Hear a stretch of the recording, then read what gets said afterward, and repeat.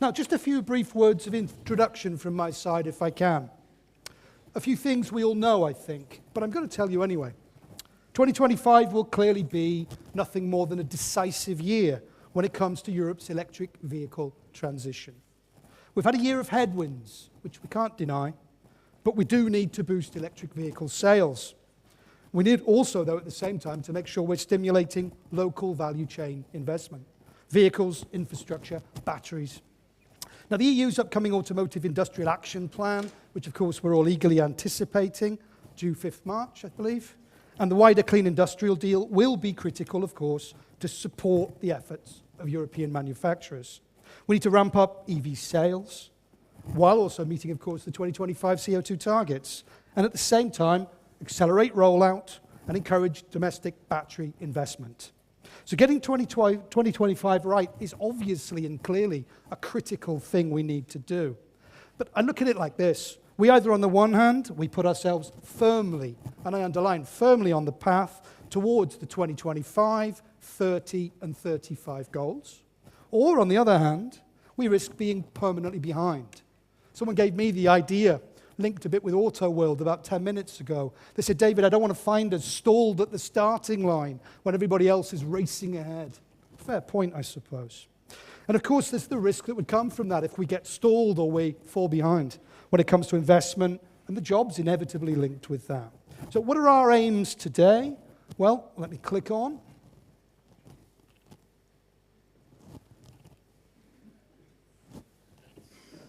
There we go. I find perseverance is key, ladies and gentlemen. So 2 key aims for us over the next 90 minutes then. First of all, focusing on AVERE itself. We're going to launch the new brand identity moving forward today and tomorrow. And then, building on that, we're going to go into debate to tackle this issue of making 2025 a successful and defining year, and answer the key question: what does the EU's Automotive Action Plan and wider Clean Industrial Deal have to deliver to make a full success of Europe's EV goals? And of course, goes without saying, with recent news and more, in a year of ever stronger global competition. So, first things first, let's get straight down to business then with the first of our steps and focus in on this evolution of AVERE. Could you welcome up to the stage with a very big, and I do repeat, very big round of applause, please, the President of AVERE and CEO of PSNM, and the AVERE Secretary General. Could we welcome them up, please? No, I'll leave it. So, over to you. Right. So, ladies and gentlemen, that's going to be a very, very short speech, but I was really waiting for this moment for the last couple of years, and that's going to be this moment. So, ladies and gentlemen, that is the future. Ladies and gentlemen, I'm pleased to announce that e-mobility Europe is now taking the stage.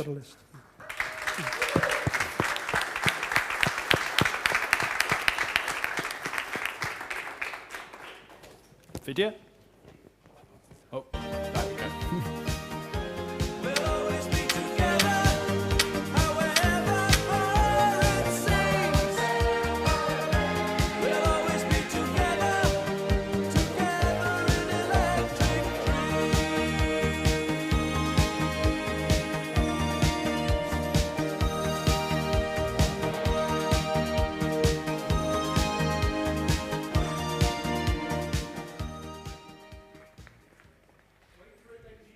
Wait for it. It's coming. Go, no, you go.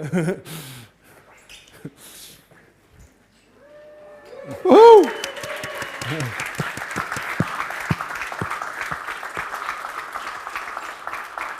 Somebody do it quick.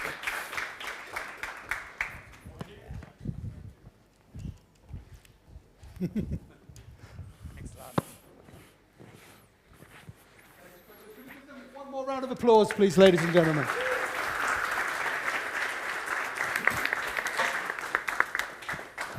So, AVERE now becomes e-mobility Europe, ladies and gentlemen. So from now on, we've got to make that little shift in terminology, I think. Now, talking about shifts then, I mentioned earlier 2 aims. One was this, putting forward this new branding for AVERE to e-mobility Europe for today and for tomorrow moving forward. The second aim is to focus in on our debate today as well. So I want now, in a moment, to hand over to set the frame for this debate to the Secretary General of E-Mobility Europe, Chris Heron. Can we give him another round of applause, please? Thank you, David, and good evening, ladies and gentlemen. So, from 1978 until today, we've had AVERE. I can only imagine what the electric vehicle conversations were like in the pub back in 1978 when a few academics started it. From 2025, from now moving forwards, we have E-Mobility Europe taking the stage. We hope to have a positive and pragmatic view on the electric vehicle transition ahead, to bring together the full e-mobility ecosystem to find shared solutions to common challenges, and to have a clear mission. A clear mission to set the right frame, the framework conditions, and the right balance, the balance of responsibilities for an ambitious e-mobility future that is delivering both for society, where the benefits of electric vehicles should be evident, but also for industry, because Europe has been founded on the strength and heritage of its industrial base, and that cannot be overlooked. Now, at the start of 2025, we're all looking at storm clouds overhead. Not today, but in a general sense.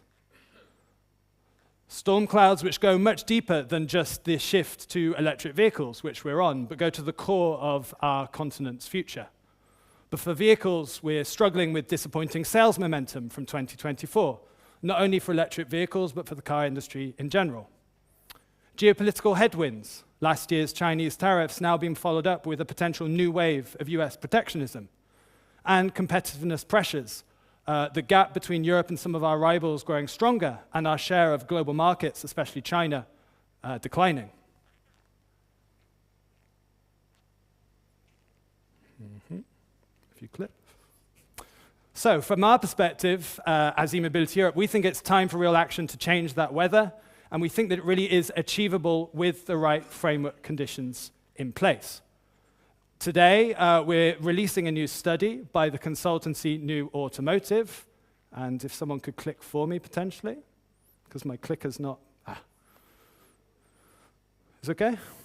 Okay, we're releasing a new study from the consultancy New Automotive, which is looking at the electric vehicle market in 2025. That study puts forward two scenarios. The first scenario in green is one where we keep pace with our agreed trajectory for 2025, not rolling it back. In that first scenario, the New Automotive estimate that Europe will be bringing at least 2.4 million electric vehicles to its market this year.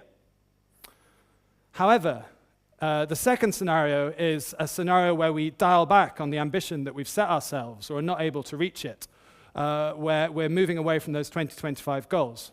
And there the difference is quite significant, 1.9 million electric vehicles on the market this year. So, what's at stake? Well, the difference between these two lines is a difference of 450,000 electric cars for the EU market. 530,000 tons of CO2 savings, the same as Poland's annual emissions, and 270 million euros of fuel savings, savings for everyday consumers, but also energy security. Now, for us at E-Mobility Europe, the real question is not, should we keep or dial back to our ambitions or not? Here, the answer is evidently no. For us, the real question to be answered is how can we start to build the pathway forwards, which is correctly sharing responsibility across all of the different industrial actors in this ecosystem, which is both ambitious but feasible and navigable at its core, and which is aligning EU policy ambitions with industry goals. And we know, taking a step further back, that if we are successful in unlocking the European Union's 2025 electric vehicle success, then it also improves the forecast for our entire ecosystem. For electric vehicles overall, that keeps us in the race with China's growing market lead, where 50% of vehicle sales are now electric or plug-in. For our charging industry, a good year for electric vehicle sales this year will provide a necessary market signal for continued charging growth, helping to improve demand down the line too, hitting a target of 13 million charging points across Europe by the end of this year. And for batteries, a positive EV market this year will reassure markets on the viability of EU investment after a rocky 2024.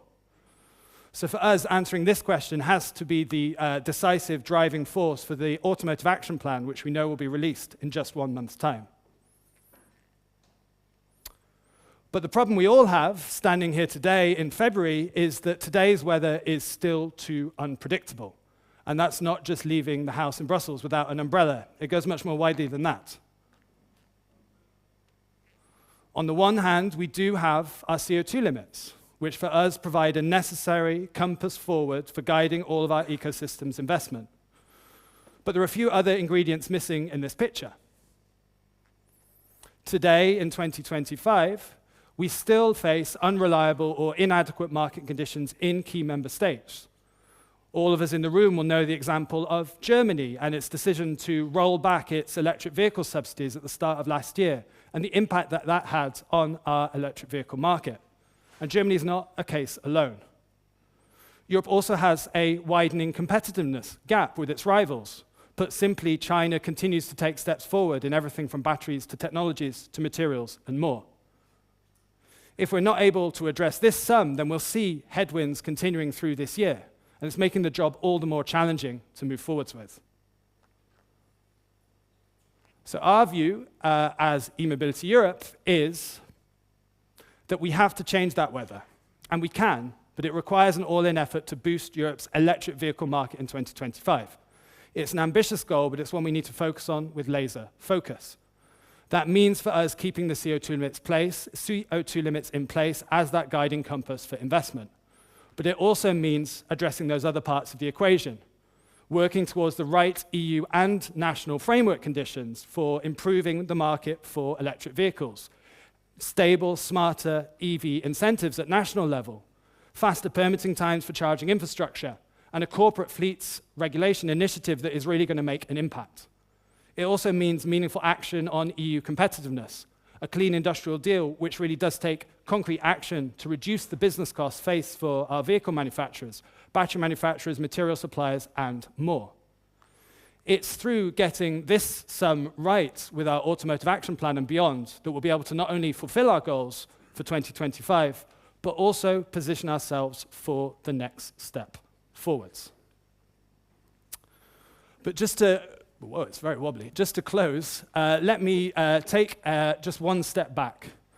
I've shared with you here an operational and actionable way forward for Europe to start to unlock its electric vehicle success in 2025. But let me take that from an operational to a strategic level. And ladies and gentlemen, take this as a flavor of how eMobility Europe will be moving forwards and what you can expect from us. And let's be frank, this operational way forward, it communicates well on a PowerPoint slide, but we also know that it won't be achievable with our current way of doing. Because ahead of us, the challenges of us are significant. The challenges are really complex. And if we really do want to take that operational way forward, then there's still one missing ingredient for me. And that's that we really need a significant gear change, a real step up in the way that industries and policymakers and other stakeholders are enhancing our collaboration together to be pushing forward towards this direction and not pulling apart, and to really get these things done. We have a shared responsibility after President von der Leyen's momentum started last week to turn what we all know are good ambitions on paper into the real concrete actions which will allow us to take steps forwards and to start building that pathway forwards. To really go all in on making a healthy and thriving electric vehicle market in Europe for our cars, our vans, our buses, and our trucks. So let that be a challenge that I can set to our panelists and to all of us in the room. A challenge for us to start piecing together those steps forwards, to have that ambitious goals, but also to ensure the proper shared responsibility, to ensure navigability and feasibility, and to make sure EU policies and industries are going online together. That's a conversation which eMobility Europe is ready to drive forwards. Thank you.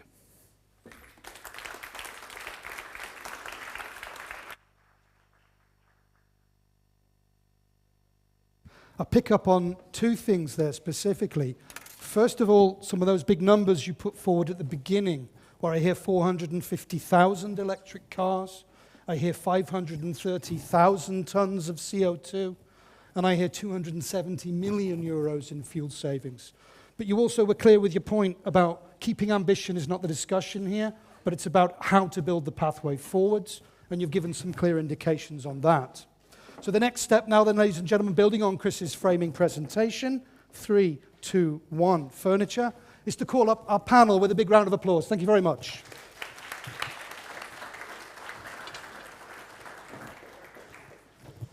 And again, please, keep it going.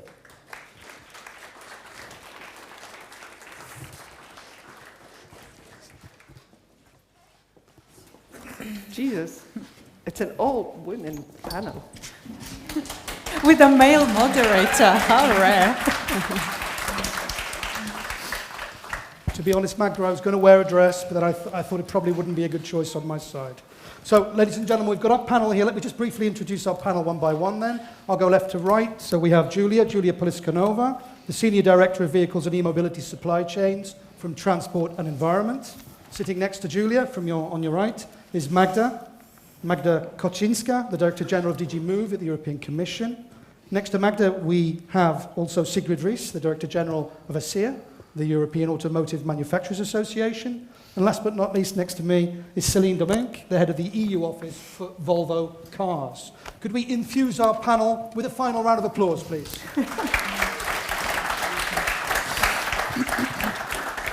Right, so how are we going to proceed with the panel? Well, in a couple of clear steps, ladies and gentlemen. I want initial reflections from each person, but short opening comments so we can focus on debate. Then I'll open up for reflections on what we've heard. Then I want to open up to you, our audience, for questions. So once we've heard initially from our speakers, if you have questions you want to pose to the panel, please put a hand up. And in the best way I can, I'll order you in and allow you to pose your questions to the panel. When you do, on a practical level, I'd ask you two courtesies when you bring a question to our panel today. Could you identify who you are and who you represent? And could I have a question rather than a lengthy statement from the floor, please? Okay, thank you. So let's kick things off then. I'm going to start, Magda, if I can, with you, getting the European Commission perspective. Now, we all know that there was the kick-off meeting last Thursday for the all-important strategic dialogue on the future of the automotive industry. Only a few working days ago, of course. To kick things off, what insights can you share with us about the direction of travel that's emerging from that? Thank you, and very warm good afternoon. Apologies for having been just a bit late for the opening intro. They will not come as a surprise that there are not that many things that I would be willing to share in that room when it comes to this strategic dialogue in terms of who said what. But three things I would like to assure you of.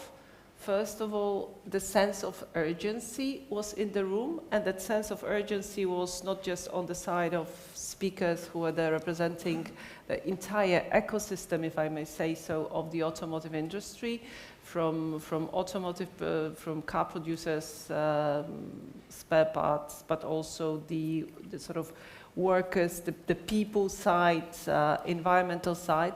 So the sense of urgency that yes, we need to find a way to discuss what we can do when it comes to automotive, but this sense of urgency was obviously also on the part of European Commission. The entire meeting was chaired for the entire 3 hours and a bit more by President von der Leyen.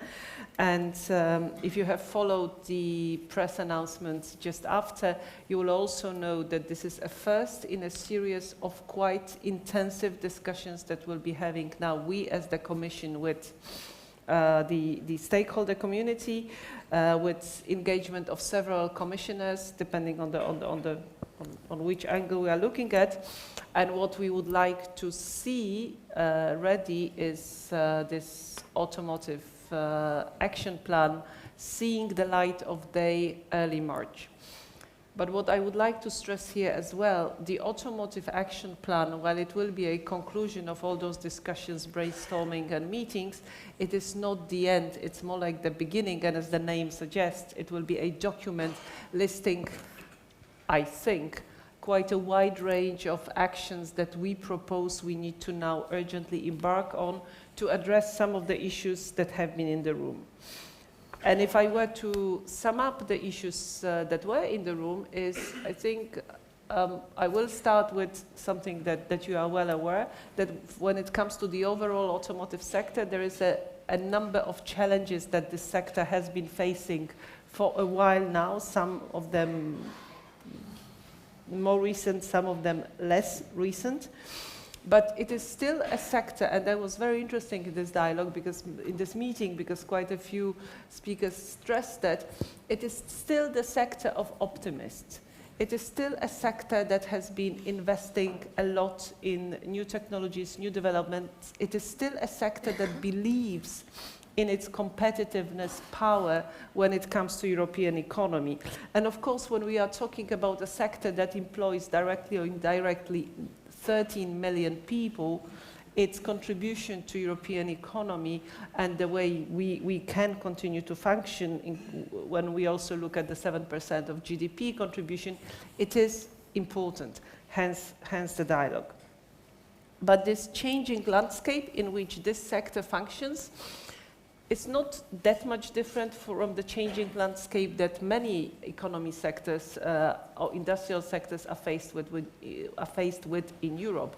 Technological changes, they need to catch up and keep up with competition coming elsewhere, dealing with the challenge of decarbonization that is there, dealing with the challenge of doing something to master or to control, well, not control is the wrong word, but to take advantage of the digitalization possibilities. All this is something that the automotive sector at large needs to deal with. And of course, the question of electric mobility as an important way forward for the sector when we look at the longer term objectives where the automotive sector in Europe should be was one of the key themes that were in the room.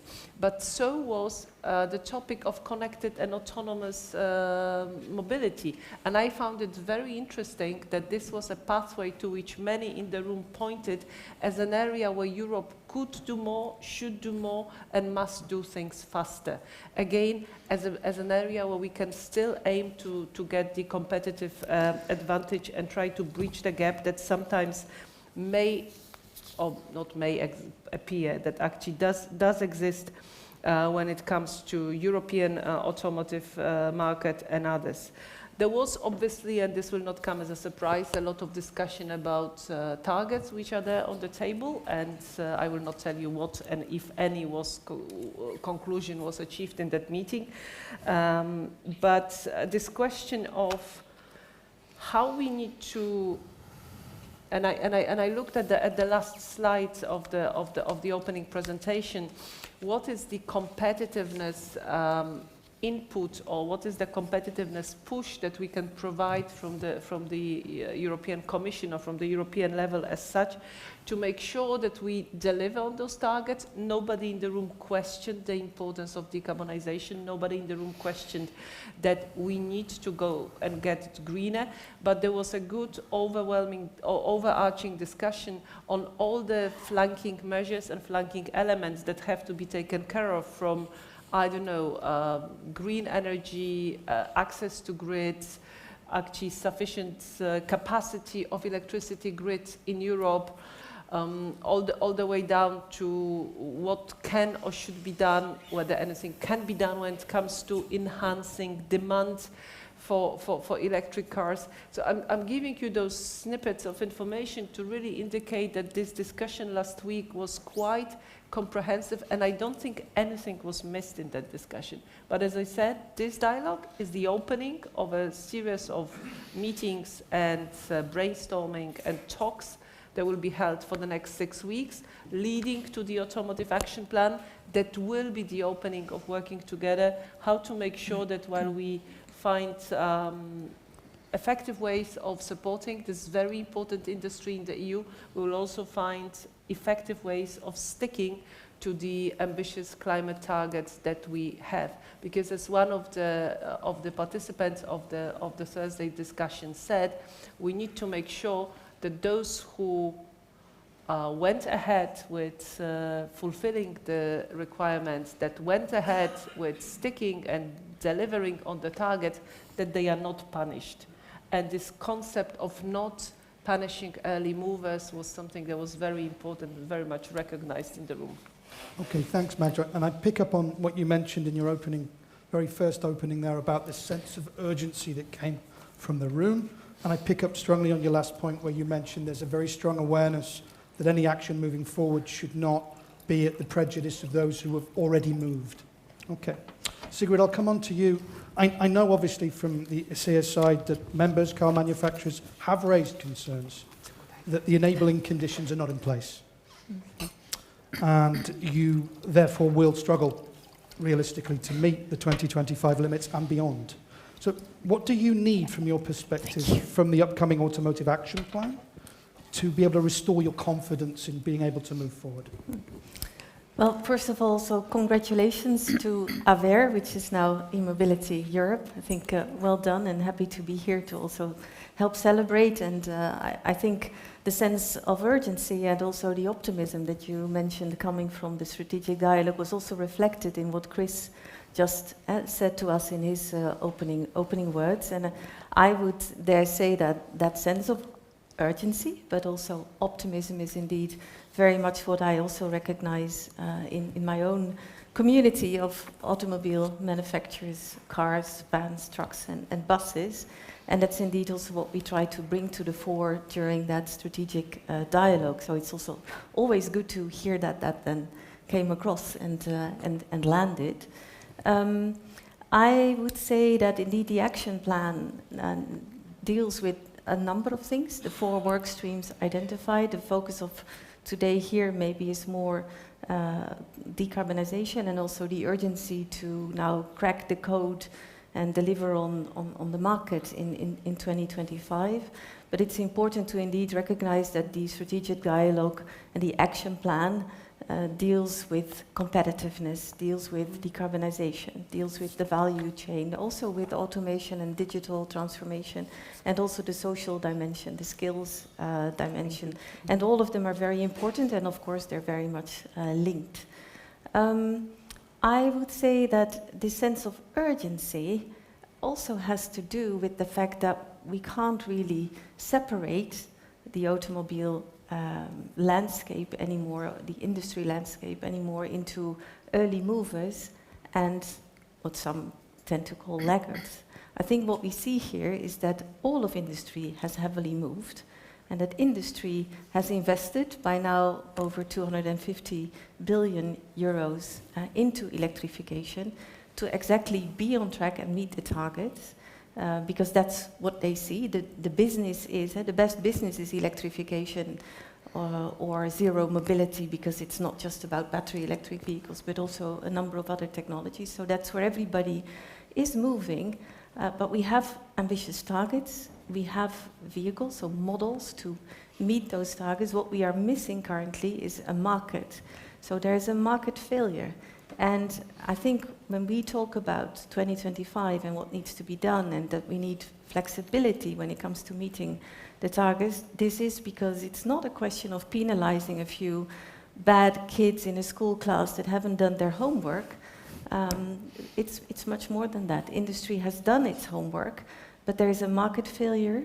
Bad weather, I think, is how Chris summarized it. And if you see that the weather is so bad that actually everybody risks not meeting the objectives, it risks stalling, which also has an impact then on meeting your targets further down the road in 2030, 2035, then there is something the matter. And I think there is wide political recognition for this situation, where an extraordinary situation is recognized, and where flexibilities are due in 2025 to help stem, to help address these challenges now, to then also keep track and stay on course for 2030, 2035, and the overall 2050 zero mobility and zero decarbonized society. So I think that is what is at stake, and what we would like to see delivered, partly by the action plan, but as you said, it's still then a plan. Whereas we need action, and so some things really can't even wait until the 5th of March when we will see the action plan delivered. When it comes to really taking action to keep us on track and keep industry investing and in making that transformation, we need the flexibilities in compliance agreed now, a clear signal, and then in parallel, we need to do all these other things in that action plan that needs to come, and that's urgent, it's important, and to then also indeed enable us working with that optimism towards delivering for Europe and for industry. Okay, so clear the point you've raised there. You see this case of market failure, the need for further demand, the need for flexibility, and your interpretation of that sense of urgency is that actually there needs to be some interim, very short-term measures to send the right market signals, as well as the longer, sort of medium to longer-term strategic planning around anything that follows. Julia, I'll come on to you now then. I know that Transport and Environment published some quite important data last year, and its conclusion that I understood from it at least, and correct me if I'm wrong, is that the 2025 limits are quite reachable from your perspective. So what do you want to see from the upcoming policies at EU level, picking up on what we've already heard, of course, from Magda and Sigrid, to make sure that we can actually realise this positive forecast that you made? Yes, absolutely. Thanks a lot for having TNE here. Big congratulations to the e-mobility Europe team. I love the logo, a really great event. Great colors, very much on trend, so that's very good. So a few words on the EV market. Overall, electromobility has been a great positive story for years in the world. In China, more vehicles are now sold actually electric than with a petrol engine, but also in Europe. There's more vehicles, more models, more chargers, more batteries, and maybe just when you see that bigger picture, it's a bit then frustrating that we've spent the last 5 months in Brussels all focusing on this one blip, one point, what happened in the past months of 2024. 2024 is just not representative. If you asked any independent EV market analyst in 2021, 2022, they would have all told you, in 2024, the market in Europe will stagnate. Everyone said that because there is no any need or driver in our regulatory system to actually sell more electric vehicles in 2024. There were no new models. It's just as unrepresentative as it gets to actually base what will happen this year in 2025, which is a different story because of the targets, based on what happened in 2024. But actually, the market is there. If you all remember, the one thing we all worried about in 2024 were how many Chinese cheap EVs were being sold. There was the market. When you bring a competitively priced model on the market, people buy it. This is just the basics. We just didn't have them from European automakers in 2024. But the good news is that they are all coming now. Just if maybe you see it where you are, I'm in Uccle. Every time I walk anywhere, every tram stop advertises a Renault 5. The sales are up. We just got the data from France. That's the best-selling EV today. Manufacturers know how to sell these cars. 12 affordable European electric vehicle models are coming this year. They're just rolling off production lines. It's too soon to put the cross on the targets. They can be met. We've just begun. We can't just kill it off now in January or February 2025 because it's just too soon. Let's see how the market reacts to all these vehicles. The consumers haven't even seen them all yet, and I think that's what we find so worrying. We've been preparing, manufacturers have been preparing for years. They're bringing these cars, and we're like, bum, sorry, too difficult. We'll give you a leeway. It's really not the time. If we see that situation is not improving despite all genuine effort by the end of this year, let's all sit down and discuss. But we are so far away from there. And if you don't believe what I say, just look at what happened in the UK. What a beautiful story. Complain, complain, comply. Everyone complied with the ZEV mandate in the UK. Everybody. And the UK has become the largest EV market, overtook Germany. And what's more, its overall car sales grew. It was a good car sales growth story overall, because conventional sales are stagnating, they're down, and the growth comes from these new powertrains today. And I think that's quite important in Europe and also globally. But to answer your question, what do we need? It doesn't mean everything is rosy, absolutely not. But the first thing we need is stay the course. keep the targets as they are, and focus on the enabling conditions around to indeed help manufacturers achieve the targets. I will mention two things, but there's many more, and I agree, and I think we heard before, Magda, for example, around charging and grids, I really agree there, but the two things I would point out is, first of all, demand. So as I said, the demand, in our view, will organically improve because of these affordable vehicles. But there's some things we can do to help. Number one, we should really unlock the potential of the corporate market. Requiring, incentivizing fleets to buy electric vehicles is a no-brainer. It's 60% of our market across Europe. If you just unlock it via European incentives as well as tax tweaks nationally, a lot of the demand issue is solved. The second thing that we need to do, in my view, is give a lot more support to more made in Europe, clean, affordable EVs. So design our incentives in a way as the French have done. The French eco-bonus is a great idea. We suggest to extend it across the EU and have a European eco-bonus idea that really helps specifically made in Europe cleaner vehicles to be sold. So that gives you both industrial policy, because it's a bit of a local content, but also accelerates the demand. And the second, beyond the demand, the second issue I would stress is really the broader industrial ecosystem to build the components, batteries, etc., that we currently are struggling with. For me, this is actually where the real crisis is happening. The real crisis is that most of companies, from batteries to lithium, cannot scale or do anything in Europe. They are really struggling, and that's where urgent support is needed before we lose that ecosystem. We need to really simplify our state aid, provide a lot more European investment.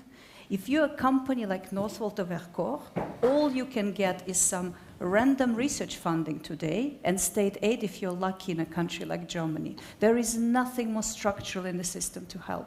Beyond that, we need better assertive trade policy as well as more local content rules. They can be based on sustainability. If we do it simply, if we just use grid, it can work, but if we do something more complicated, time and time again, we see it doesn't work. So this is where I would focus the action, keep the targets, let the car makers do their job they know so well how to do, which is sell cars, and focus on the ecosystem, demand, charging, and supply chain. Clear, and the message you made before also comes through. That you're saying if we look at the previous optic of the growth of EV sales, don't focus just on last year, but look a little wider to see what you see as the real picture. Okay, a lot to pick up on there perhaps, Céline, but I want to come in, and I know last year I remember Volvo specifically calling for stronger and more stable government policies. I say this sitting on a relatively unstable stool. Chris has promised me he'll give me a stable stool when the stable framework is in place. I'm waiting. But with that in mind, and Volvo's previous call in mind, what do you want to see from both the EU and also member state government in 2025 and beyond, so that you can keep moving with your electrification pathway as Volvo? Sure. Well, we are among the good kids in the class because we started invested early in electrification, and more importantly, maybe we started disinvesting early in the ICE engine business. And that's why for us it is absolutely crucial that we keep the targets, because otherwise we would be penalized, not because we moved forward with electrification, but if we drag on with, traditional technologies, we will then lag behind because we chose to go for what we see as a future. There is a sense of urgency. For us, the urgency should be to stop the discussion on whether we go, we keep the 2035 targets, zero tailpipe emission or not. The urgency is to say, yes, we have this target, now move on, because as you pointed out, as everybody pointed out, we cannot do it on our own. As OEMs, we have the duty to produce more EVs, to work on the range. That will also help with the charging if there's less range anxiety. So we have a lot of work to do ourselves on improving the offer of the BEVs, that's on the pricing, on the range and everything. And that means the rest that comes with it as well, the charging infrastructure, the raw material, the batteries. All this is not us, but if you have the target in place, everybody can, stop wondering whether you invest here or there. You just invest in what we need. And Magda, you pointed out that during the dialogue, it was discussed also about the connected cars. At Volvo Cars, we believe that competitiveness on the global stage will play out on electrification and software-defined vehicles. And in both areas for now, China and the US are ahead of us. So either we, start running to catch up, or we will stay behind.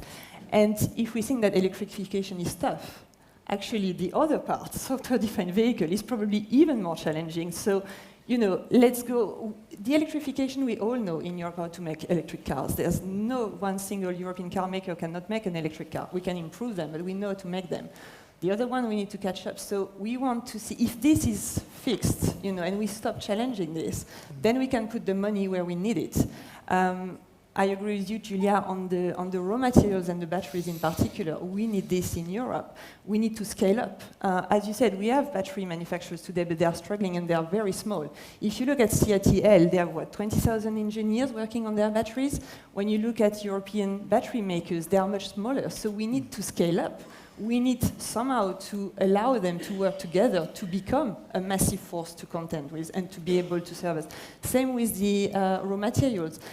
All this will not be done the longer we actually struggle between ourselves and decide, do we go this way or not? So that's why we want a stable legislative framework and the target to stay, so that we can focus on the rest, and we welcome the dialogue.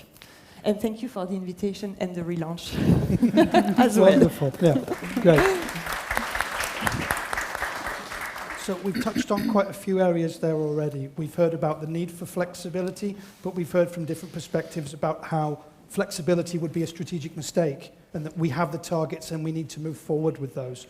We've touched upon the demand side about needing to drive demand. I'll dig into that in a moment. But Magda, I'd just like your reflections a little bit on what you've heard from the subsequent speakers in terms of the different calls we've heard for the need for flexibility, or the argument that flexibility in fact would not be the way forward. What are your thoughts on that? It will not surprise anybody that I will not speak on the question of flexibility. And for a good reason. I think that's one of the topics exactly on the table and discussed. But listening to all of you, I think first comments to Sigrid, because indeed it may sound when I was talking about the topics discussed last Thursday and what we need to look into, that I focused only on personal cars, and this is not true. The trucks and buses to some extent were also very much in the room. And I think this is the market segment where maybe we can use it as an even better test case in terms of what we need to do better in Europe to make sure that the market for electric trucks starts coming up. I think we have a bit more to catch up there, but at the same time, it's a market that where maybe we have had more instruments. When it comes to charging, the rollout of the charging infrastructure for trucks is a bit slower, but we definitely know more after all the lessons that we have learned from building charging infrastructure for personal cars. We actually do have specific pieces of legislation that could push for making it easier when it comes to deciding whether to buy or not an electric truck. And you must have heard it a million times before from ACEA, but also from me and colleagues in the Commission.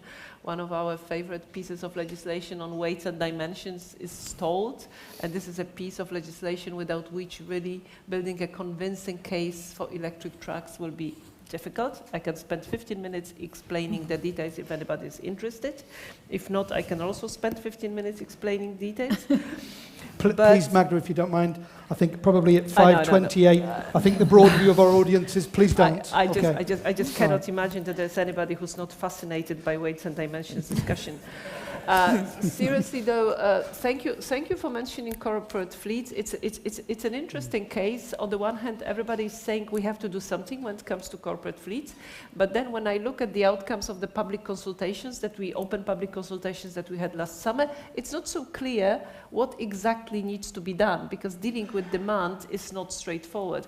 And you rightly mentioned there are very good examples done at national level. There is a lot that national governments can do very quickly when it comes to creating tax fiscal incentives that will really kickstart electrification of corporate fleets. So what we will want to do at the Commission level, we will be looking very carefully whether a legislative proposal is needed that will start mandating something, making something mandatory and obligatory. But for those of you who wouldn't know, a proper piece of legislation takes a lot of time, including proper impact assessment, to what extent we do have this market failure, because their opinions differ. But we will be engaging in a discussion with stakeholders, but also with member states, what can be done even without a regulatory framework in place to really push for uptake when it comes to corporate fleets. Which reminds me that I should mention that as part of this automotive dialogue, there is actually open public consultation currently launched, a very short and intensive. So please don't miss it. There are a couple of questions that we'd like to hear from you on before we finalize the action plan. And also this question of European content on made in EU electric vehicles of all sizes and shapes. It was an important element, of course, of the dialogue on Thursday. And here, it's not so easy to change it. Yes, French eco-bonus works, but I don't think a European eco-bonus happening overnight is that easy. But we will also be looking when reviewing existing regulatory framework in the EU, including public procurement. Yes, I know it will take time, but this question of European content is an important part of the discussions that we are having as part of either competitiveness compass that you have read or the clean industrial deal, which you will read after 26th of February. If you'll allow me a reflection, and as much as I think we all here in the room understand that any good legislation, rather than rushed and badly formulated legislation, takes time. But on the one side, we hear sense of urgency from the dialogue, but on the other side, we also hear dialogue, time, dialogue. We've also heard the message around the need for urgency of action. So on a practical level, I'd be interested to hear from the rest of you. Can I very quickly come on that? One thing doesn't necessarily exclude another, because I still believe, and I meant that in particular when it comes to corporate fleet market, that there is a lot that can be done by member states on their own without necessarily coming up with heavyweight mandatory targets that Brussels will be imposing on across the EU. And where I would prefer to start is really to see whether we can find a way of encouraging member states to follow that pathway, and then only then see, after all those analysis and checking instruments, which would be the most appropriate ones, whether European level regulation is absolutely essential. Because we should not regulate unless we have to. Okay, that's normally what you're asking us not to do. Clear message from your side then that maybe we also need to look very strongly at those opportunities for more rapid action that we actually potentially have. So we've mentioned this issue about corporate fleet rules and how obviously they've got a substantial part provisionally, or at least realistically, to play. Julia, you've made a strong point on that as well. And we've also touched a little bit upon demand and the need to create demand. One or two people have mentioned this idea of obviously the combination of intelligent use of taxation together with incentives. I think it's quite clear to everybody that there's a very strong correlation between uptake in different geographical areas and the disparity in uptake at the European level. And we can put that against countries that are using the tax system, are using incentives to try and drive demand. Julia, you've mentioned a few points around that already. Sigrid and also Céline, would you have any views on that? How do you view this idea of trying to strengthen demand? And do you see perhaps the need for stronger incentives to play a part in that?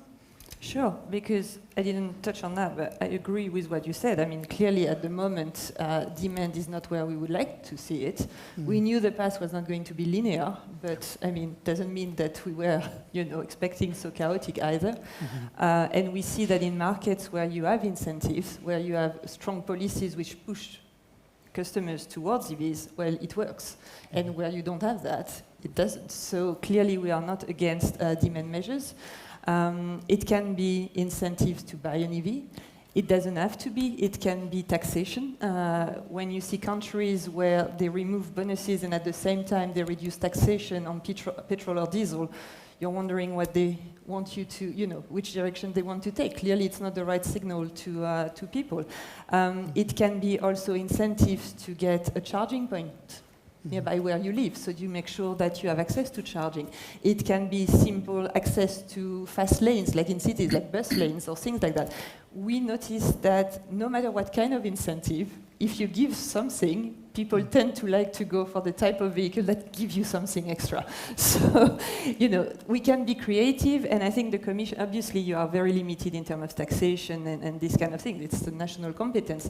But maybe mapping out at least what exists in different countries, what has worked very well, would also give kind of a basket of tools to member states to look and say, okay, in my country, maybe that could work as well. I have the budget for that. I don't, but maybe I could do that. So that's something that could be helpful. Something that could be helpful. And the point you make is a clear one, that incentives just in themselves per se actually drive momentum. Yeah.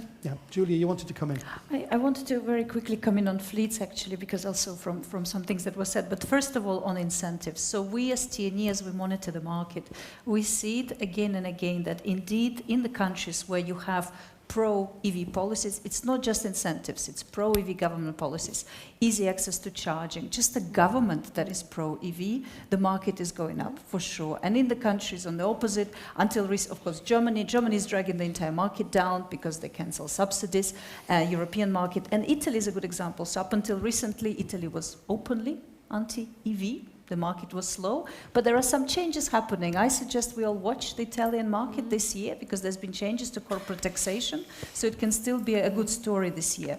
But on fleets, so I of course fully agree, and Magda, and I think Sigrid, you mentioned that point last week, that nationally we can do a lot, right? Belgium is a brilliant example, sales are through the roof, New Norway, etc., etc. But it's just a small market. The opportunity around fleet electrification is huge. So if we really want to help the demand side to European car makers, we have to have this economy of scale across the EU. Belgium might do it, Germany might not, France might not, for example, and we're missing the scale. What we would really like is to have also something at European level that would incentivize starting with large companies to clean up their fleets. And then they can decide in which country they go first, etc., etc. But the requirement is at European level to get that scale.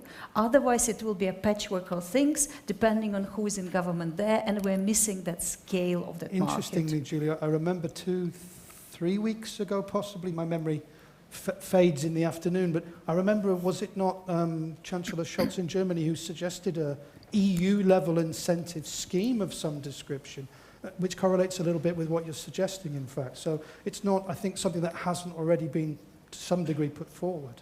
Sigrid, you wanted to comment on that? Yeah, I think many important points have been made. I mean, Magda talks about what works nationally, and that you really have to look at that and also take into account that the national situation can very often differ from, starting from how affluent a country is, up to how large or small geography, market, the government support indeed, and all of that. So we believe, and I think that came across in what some of the others also said, that there should indeed be a more market-driven approach, less dictating, but working with the market, and also adapt for according to the lessons that we all learn. Because to briefly touch on the larger fleets, we've seen, for example, rental companies really struggling with taking up EVs in their fleets, because there is a hesitance when it comes to the use of these vehicles by those that then rent them. And I think, so you need to really also understand what the market wants and needs, and how quickly it can adapt and change, and take some of that into account as well. So if you only, again, apply sticks to maybe create a market, you won't get there. You need to incentivize, and you also need to really consider concerns and worries that many people still have. Because yes, there is a great acceleration of charging infrastructure, but we now are at the point in the market where we need to go from early movers and early adopters to mass market adoption of EVs, and that remains a challenge and difficult. And regulation can't cater for the corporate strategies of some companies. It needs to cater for all of industry, taking into account some other interests that the EU has as well, which is indeed having a thriving and competitive industry in Europe. And that's also why it does need to take very seriously the compliance cost, because penalties is one thing, but there is also a cost when it comes to manufacturing footprint, to employment, that needs to be taken into account. So, you know, the economic cost of compliance, when it's disproportionate, when it's beyond just normal risk-taking and investment, which I think we've seen, then you need to take that very seriously as legislator and also as stakeholder, I would say. And the same there for local content, which was mentioned a couple of times. Yes, sounds like a wonderful idea, but if the local content isn't there to be delivered, then you have an issue. So again, it can't be just dictating, it needs to be a combination of different steps and different measures. And this puzzle is a very difficult one to lay. That's why I think this strategic dialogue does make a difference. It can, it should, in fact, make a difference. You need this holistic approach to come to solutions that work, and also the differentiation between very urgent short-term measures and then the mid and the longer-term measures that you also need to make sure will then be taken. It's easy to hide behind legal stability when it becomes rigidity. So again, to use Chris's metaphor, if the weather is really heavy and has changed, you need to also take into account and try to really analyze what has happened. We need to adapt to go faster, not slower. That's our position. Okay, clear from your side. And I'll also pick up on the link you made about market-driven, to also make a link to audience-driven, ladies and gentlemen. So do we have any questions in our audience that anyone would like to pose to our panel? I see one here straight away. Can we have the microphone, please? And I have space for 3 or 4 more after if you have any questions to bring. Please. Is our microphone on? Give it a try. Hello? Yes. Yes, it's working. Thank you. Anne Damiani, journalist at Agence Europe. About the fleet question, there was a position paper released last week from the representative of the freight transport and logistics, saying that make them have some percentage of EV would be counterproductive because of the lack of infrastructure. So already you mentioned it somehow, but I wanted to have some reaction to this position paper. Thank you. Okay, so my question, whoever wants to pick that up, do you agree with that position paper that the current lack of infrastructure is a barrier to that adoption? Don't agree. Sorry, not the author of the paper, so very hard to be speaking about detail. Don't agree. So the public and private charging infrastructure is really, really growing, and it's hard for me to speak for the charging industry, but I was at the hearing with MEPs last week where the head of the charging industry in Europe, in fact, said that they have overly complied with the ACEA target of, public charging power that you need by a factor of 4. The charges are coming. There are some issues with permitting and grid, and that's something we should work to address. But the charging industry is very much keen to build more and more chargers. I don't believe that is the barrier. Okay, so clear from your side, But Julia, to take away the concern for those that need to drive and use EVs, you actually need 8 times more charging infrastructure in place to really address the concerns that people have. Can I charge? Where can I drive? Can I go where I want to? Can I then charge there? So reaching AVERE targets that lay a minimum, lay a foundation, that's all good and that's excellent, but it's not enough to actually help us accelerate and meet the targets that we need to meet. Okay, so from your side, there's still that public perception or that perception gap about the availability of infrastructure. Absolutely. So you're suggesting we have to over-deliver to meet that. Yeah. Céline, you wanted to come in as well? Yeah. Sorry, yes, just on the corporate fleet, and in terms of, I think it's a good idea to have targets, but one thing we see, the problem is, because one of the advantages that it creates a second-hand market with cheaper vehicles, which therefore become available for more people, so that's positive. What we see from our experience, though, is that the people who could be going into this second-hand market, they have less access to private charging. So if we do have fleets for corporate cars, corporate fleets which we support, targets, then it should go hand in hand with, for example, in the EPBD, an implementation very fast of the right to plug. Because these people need to have access to, the charging they need, for example. So it's a good idea, but as Sigrid, you said, it's not just sticks, it's also the carrots.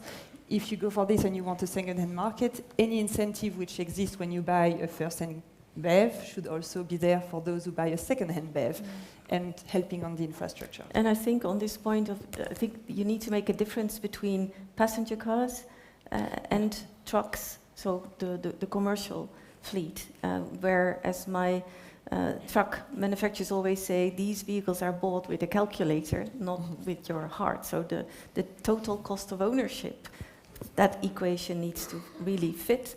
And that's where, indeed, also targets for fleet could be a factor. But again, it needs to be looked at very, very thoroughly, because you don't want to give the wrong signals, for example, for the second-hand market. Or again, I think it's more about incentivizing than about dictating at this point in time. Yeah. Can I just maybe 1.5 comment on corporate fleets in particular?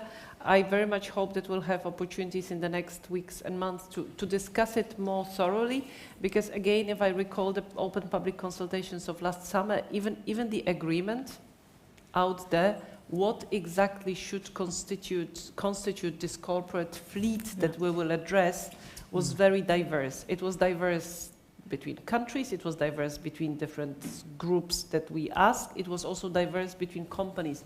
And I think what is really important is that we do recognize that when it comes to charging infrastructure, indeed, as you said, situation is going pretty well, or even maybe better than well, but we are looking here at the entire ecosystem that has to be taken into account, including the financing and pricing signals. And that's why taxation that can be done at member states is so effective, because it directly translates into the purchase power of companies when they go for electric cars as part of their corporate fleets. In terms of financial incentives at EU level, maybe I shouldn't say that, maybe it will be a disappointment, but no, we don't have this mysterious magical pockets full of money that we can just throw into the market across the entire EU to say this is the financial support that we have for everybody when it comes to corporate fleet. We need to be very precise. What are the flanking measures that can be put in place? How quickly they will start being effective?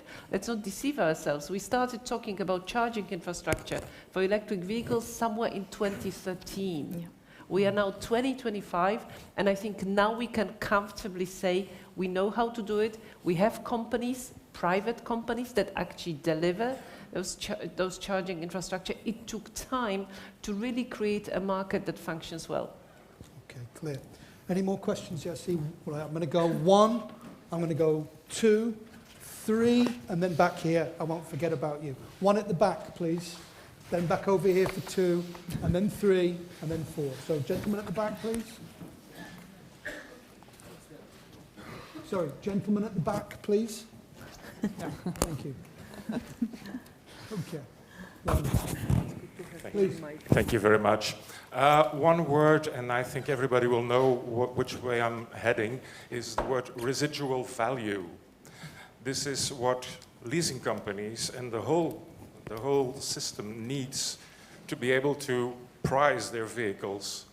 And the residual value is directly connected to the state of health of the battery in a second life, whether it's as a second-hand car or if the battery will be used for some other purpose.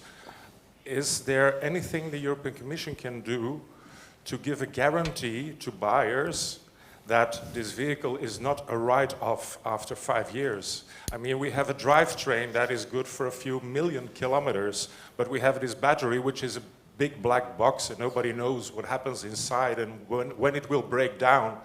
I think if you work with a battery passport and you standardize a state of health measurement, we could guarantee that this vehicle is worth having a second life, and we don't see the prices of those second-hand vehicles crashing and making the leasing companies also scared because their business model is no longer valid, not healthy. Right, let me pass that to the panel then. And Magda, I think that one's to a degree directed at you with the term European Commission. Do you recognise the challenge in that need for the second-hand market to be supported in that way?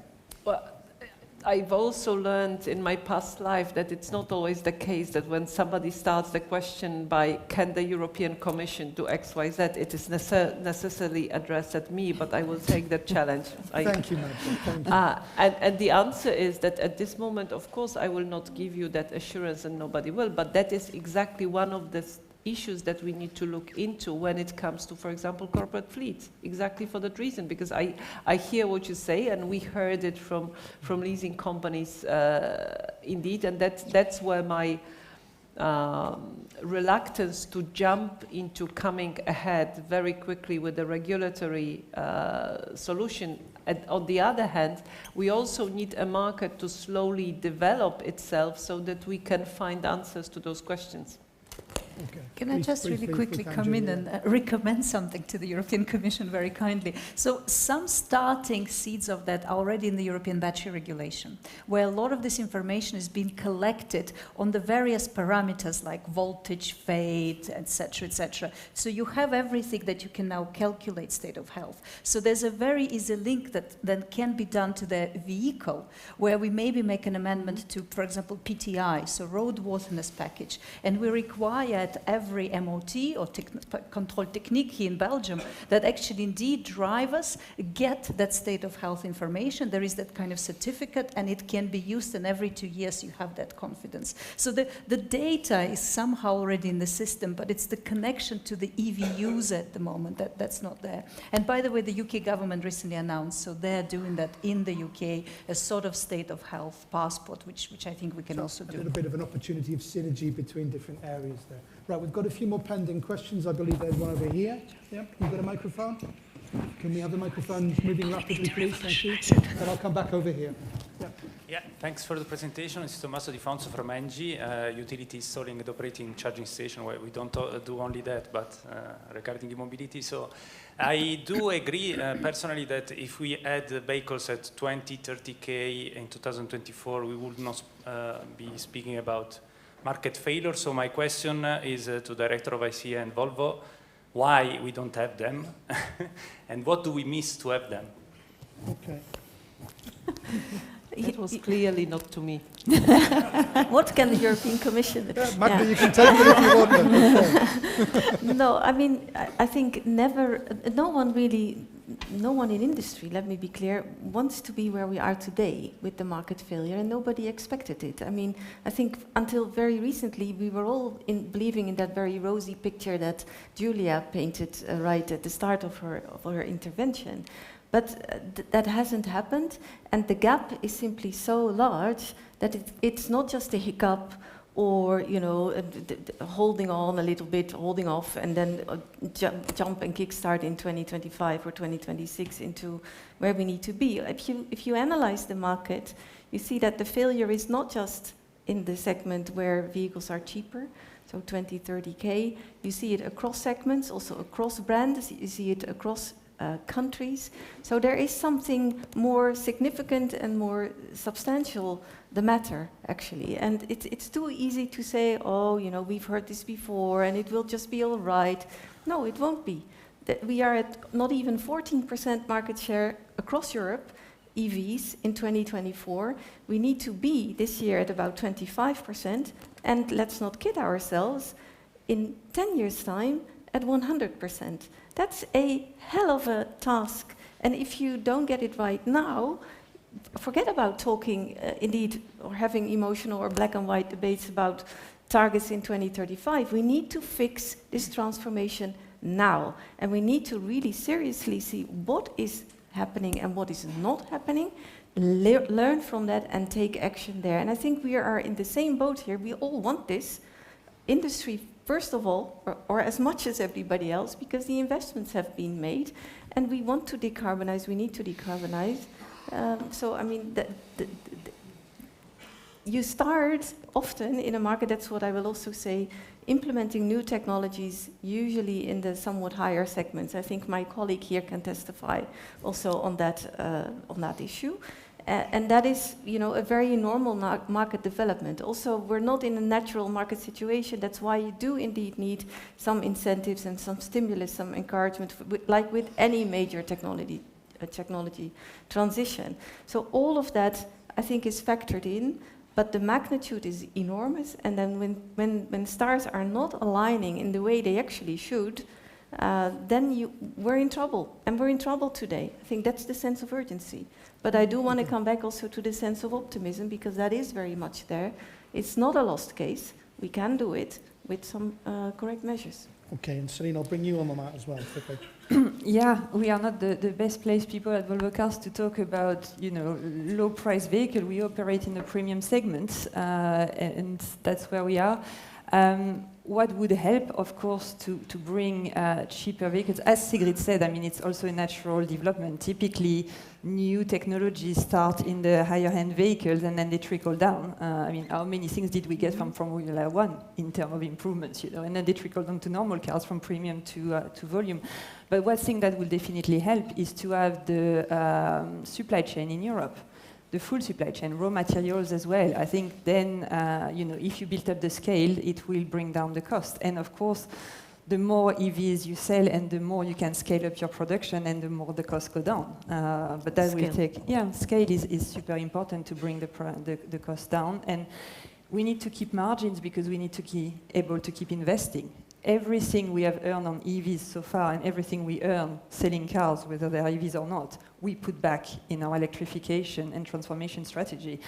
So you need this money to keep on investing. So it will take time, but the more you go towards electrification, the cheaper the cars will become. Okay. We had a question over here as well, please. Yes, hello. I'm Matthew Deschamps. I'm the general manager for France at PowerDot, which is a charge point operator in Europe. There's been a lot of talk of corporate fleets, and Magda, you mentioned the magic wand that you don't have. And coming from France, who are embroiled in budgetary turmoil at the moment, I fully understand what you're referring to. So how about a measure that's completely neutral from a budgetary perspective and that just shifts from one pocket to another? And I'm thinking of the 42 billion euros of tax rebates that the EU spends on subsidizing petrol and diesel cars for corporate fleets. These could be redirected towards electric vehicles and create the market that we're hoping for. Okay. Redirect current subsidies for non-electric vehicles towards electric vehicles. Just a follow-up question. You were talking about national way of subsidizing non-electric vehicles. Is that what you were talking about?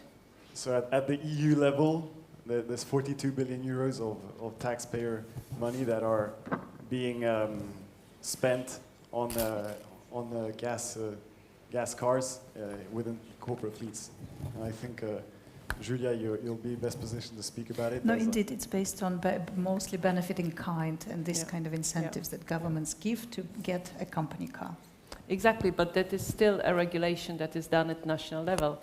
So I do not, that's why I wanted to double check whether we understand the same. When we add those numbers, it is a lot, and this is exactly a scheme that we have been engaging in discussing with member states, whether they shouldn't consider doing it differently. But that really reinforces what I have said. In this specific case, when it comes to tax incentives, the strongest hand is the member states one, because it's their national decision. And that is exactly what we would like to see as the outcome of discussion on corporate fleets, that member states will consider changing that approach. Because I agree with you, this will not help to improve the uptake of electric vehicles if the corporate fleet policies at national level are directed only or predominantly or exclusively at non-electric vehicles. Okay, clear. And we've got another question here, please. Yep. Yeah, thank you. Hello. Yeah. My name is Joost van Tomme from Ertico, so thank you for being here. I miss a bit the users in this perspective. I'm a user, so I can voice my own electrification. I was at Brussels Motor Show a month ago, I think. It was fantastic. It was all about electrification. Belgians love electric vehicles, as you mentioned. There's one thing I miss also is the digital component for which we stand in Ertico. I know there's a work stream on that with Mrs. Virkunen, so happy to join that one, because seeing is believing. It's not only the charging stations and the electricity power grids that is there, but also the digital component. If you can see where the charging station will be, and I'm sure that the ITS directive will deliver on that one, but not only where it is, how full it is, and how the queue will be, that would even be facilitating the user experience. So we're pleading to combine really not only this track, but also not only the hardware track and the electricity provisioning, but definitely the technology and digital one. So Ertico is there to help you. Thank you. Okay, well, noted. Noted. Noted. And I believe we've got one more question here. Gentleman here, please. This will be our last question, ladies and gentlemen, then we'll wrap up. There's a cocktail waiting for you, and the light levels now, I think, are more towards cocktails than debate. Please. Thank you. Guillermo Aman, coming from Spain, a Spanish company producing equipment for the connection of the charging infrastructure to the electricity network. And I also represent the Spanish Association of Manufacturers, AVERE, where I am vice president. Well, it's a very simple question regarding e-fuels. But e-fuels just for the, let's say, road transportation, not talking about ships or planes or whatever, just road transportation. There are some people that think that e-fuels could be, let's say, complementary to the electric vehicles for this transition period towards 2035, while some others think that e-fuels is an enemy that is going to stop the development of e-mobility. What's your opinion? There is no silver bullet. You will need all solutions to decarbonize the economy. So you will also need to look at fuels, whether it's e-fuels or other types of renewable fuels. I think we can't afford to exclude any solution there is. Also because mobility is very diverse, so you have very different mobility needs that need to, we want to keep our economies and our people mobile. So I think the future, especially for new vehicles, is predominantly electric. And hydrogen will be very important too, but it would be really, I need to stay diplomatic, but it would not be wise to exclude fuels out of this equation, both from a pricing perspective. People need to indeed feel what the costs are, also the intrinsic cost of sustainability, but also to solutions for how to decarbonize mobility. Okay, so don't bet on one horse is your view there. Céline, I'm going to bring you in, and then Julia, and then Magda, anything you want to add? I think there we disagree. When we looked at it, for us, we started, okay, transport, passenger cars contribute to climate change. They contribute to biodiversity loss and pollution. So how do we tackle that? And the one single most efficient way for climate change is electrification, direct electrification, because then you remove the tailpipe emission, which is the biggest carbon footprint of the car. So that's, and the technology is already there, so we said, okay, we go there. And this way, once you have tackled this, and you're saying, okay, my tailpipe emissions are gone, you can look at the next steps. And then you look at what are your input into your cars, and you see the batteries, the aluminum and the steel, and you start a strategy to decarbonize that as well, and to tackle biodiversity and pollution and so on and so forth. So e-fuels, if you want to invest on e-fuels for the existing fleets, the cars that will still be driving for years on European roads, okay, or biofuels or any kind of fuels which are less carbon intensive than pure petrol or diesel, okay. But for new cars, no. Just go for what's the most efficient, and there's so much investments to be made, and there's skills as well to change, because it's a change, it's a massive change for OEMs. It took us 3 years to retrain everybody in Ghent so that we could move to electrification in our plant in Ghent and not lose one single worker. So it's long, and it's just for OEMs, and OEMs have the easy part, so to speak, compared to suppliers, because if you only produce, small parts for a combustion engine, then your rethink is much bigger than for us. So if you want to do that in 10 years, because that's the deadline we have, and we believe we can do it, you start today, and you don't, look still at something else. So, and there are other sectors which are much harder to decarbonize than us, or do not have electrification as a direct solution. Focus on that. Go for Okay, clear from your side. Julia, briefly. Yes, a few points on e-fuels. So first of all, just really briefly, from the purposes of the regulation of the 2035 CO2 standard, we don't just have BEVs. It's not only electric. Fuel cell hydrogen, and there's an opening for 100% e-fuel cars. They actually all qualify. So if someone wants to do them, they can do them. There's no stop on that. But I wanted to bring the other point about e-fuel. So we as TNE, we're in the broader e-fuel world. So we're in the road e-fuel world, here, and then we're also in the e-fuel world where, you know, around aviation and shipping. And it amazes me how disconnected these worlds are, because in the road world, we actually have a real technology, electric vehicles, they're going, they're real, they're doing well, and it's those players that are either late or don't want them to go so fast, they say, oh, hang on, there is this other magic solution. We don't yet have it, but it's better. But there's also the real world of aviation and shipping, where they need and they have to do e-fuels. So, for example, aviation industry, they have an actual e-fuel mandate, and what they're finding is that it's bloody hard. The investments are not going ahead, it's really expensive, the investment decisions are not being taken. So everyone who thinks that e-fuels in road is a great idea, talk to the aviation and shipping industry, who are actually trying to scale them. Okay, I'm keeping an eye on time here. It's time to wrap up.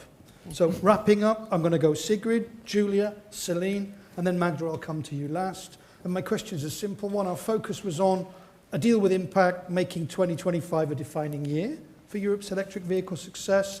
What are your key reflections and takeaways? What are the main points you want to leave in the room? So Sigrid, I'll start off with you. Yeah, I'll just repeat what I just said. I think we need to have a way more market-driven approach to decarbonize our economies and also transport and mobility. So we need a reality check as far as where are we now, how have we gotten there, what do we really need to change to make sure that we continue being on course and electrify, especially passenger cars, but also trucks. And are you positive and hopeful? Are you slightly positive and hopeful but still need certain things? Where do you stand at the moment in all of these things? Because we've heard a lot about positivity and opportunity. Yeah, but I very much share where we started off, that we need this sense of urgency, and I think it's been recognized. There's a lot of recognition, and rightly so, because there's really something at stake with this industry for Europe, but also with our green transformation. But of course, we need to be optimistic, and we have all reason to be that too, because there is a lot of innovative capacity here. There's great ideas. There's a lot of willingness. We see a lot of movement. But we need to make sure that we stay on track, and that's our joint task. Okay, clear. Julia?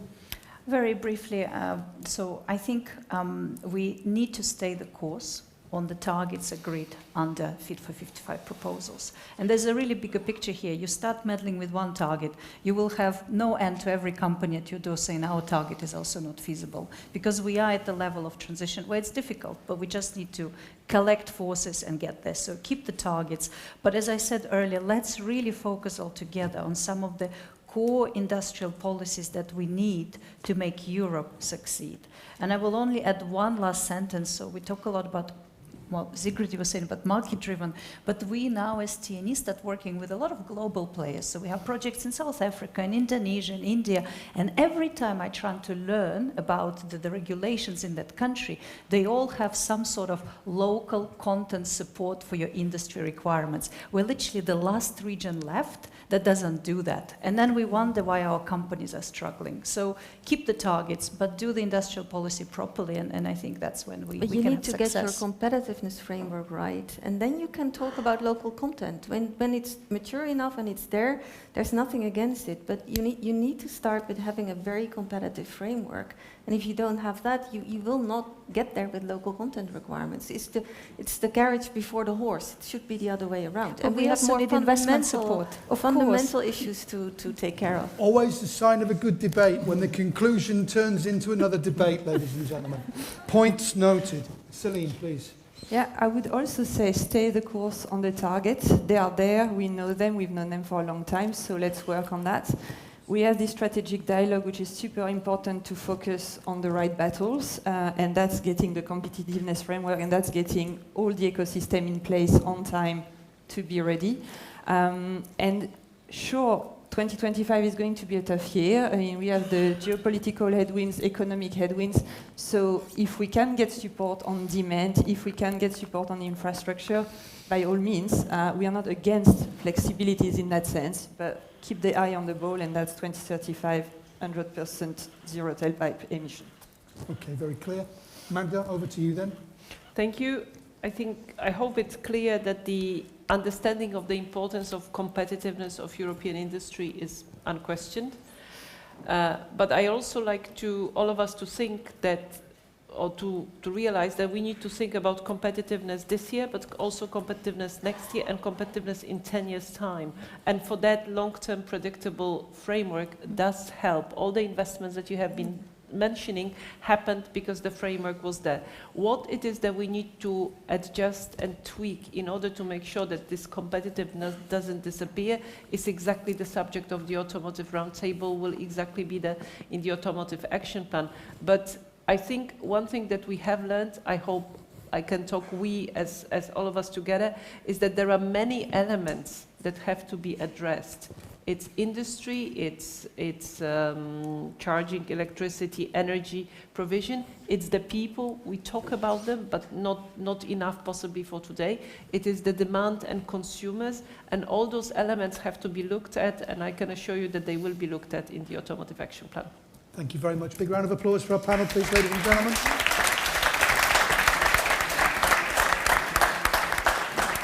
And I think possibly now, just to transition us into our cocktail, I'll give a final word to AVERE's Secretary-General, Chris Heron. I'll be very quick. First, I have to thank Chris from Alphen for giving his charging point to use for the day. I forgot to do that. It literally made the event happen, so thank you. Thanks a lot to all of our speakers. I take away optimism and urgency together, and it needs to be a collective approach.